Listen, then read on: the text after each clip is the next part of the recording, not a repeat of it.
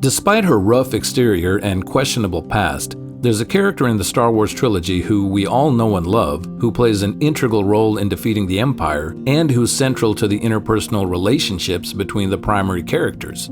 I'm talking, of course, about the Millennium Falcon. The Falcon is personified, hey baby, hold again, evokes strong emotions from the characters, this bucket of bolts is never going to get us past that blockade, and has its own complete arc, one that parallels the character of Han Solo but still maintains its own distinctiveness. Let's take a look at this beloved ship and how it functions essentially as a character in the original Star Wars trilogy.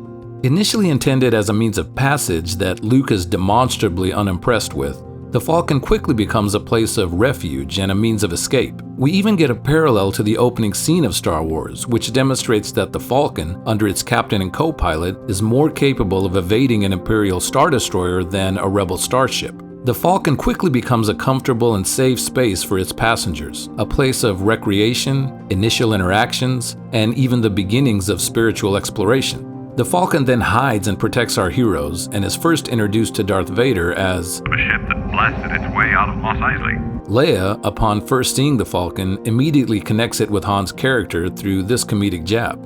You came nothing?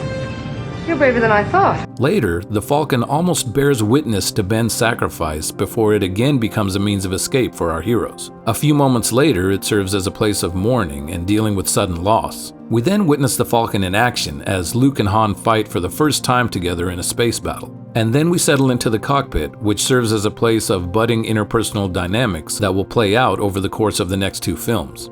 At this point, the Falcon is still a smuggling ship that functions as an extension of its owner, Han Solo, but which has also started to become a refuge and a place of growth for our other characters. And then this moment happens. Here at the climax of the first film, the Falcon transforms into something else. It becomes a key player in the destruction of the Death Star, a reluctant but now identifiable connection to the rebellion, and an unexpected foil to Darth Vader, something that becomes central in the next film, as Vader comes to hate the Falcon and its captain. The Falcon is first seen in The Empire Strikes Back as the centerpiece of the Hoth hangar bay. It's malfunctioning and unable to leave the rebellion, much like its conflicted captain. In the scene where Leia briefs the rebel pilots, it looms in the background, foreshadowing the critical role it will play in Leia and Han's journey. It's clear that, although Leia is focused on the rebel warriors and her role as a leader, Han and the Falcon are never far from her mind. During the siege of Hoth Base, the Falcon sits in a now empty hangar bay, and in the tense moments before it takes off, it acts directly as an extension of Han, exemplifying his resourcefulness and his relationship with Leia. It's seen by Vader as it roars out of the Hoth hangar bay. Vader knows this ship and loathes it, but he also needs it as it's now his only means of finding Luke. Hotly pursued by and evading the Empire as only it can, it becomes more and more a massive thorn in Vader's side. It's now his sole focus, yet his entire fleet cannot capture this single, aging and disrepaired ship. We also see that the Falcon in this film is known by name by the Empire.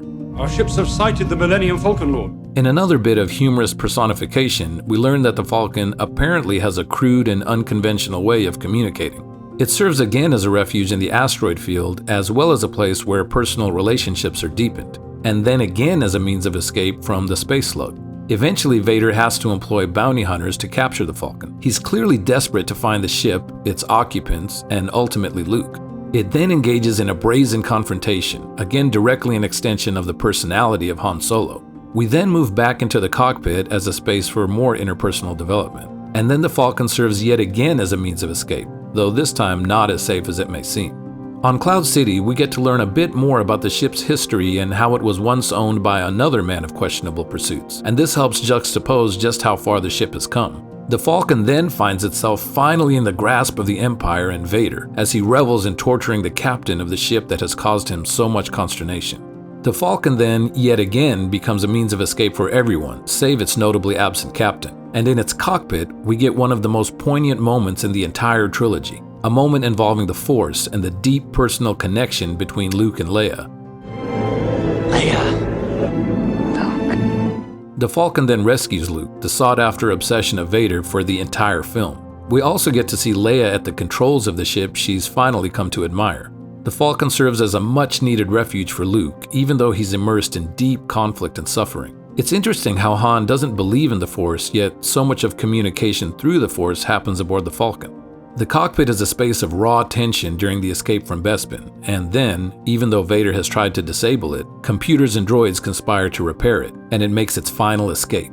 With Han removed and with the drama that's played out on board, the ship is now forever changed. It's no longer just Han's ship. It belongs to our entire group. It flies off in search of its former owner, whose fate and personal arc hang precariously in the balance.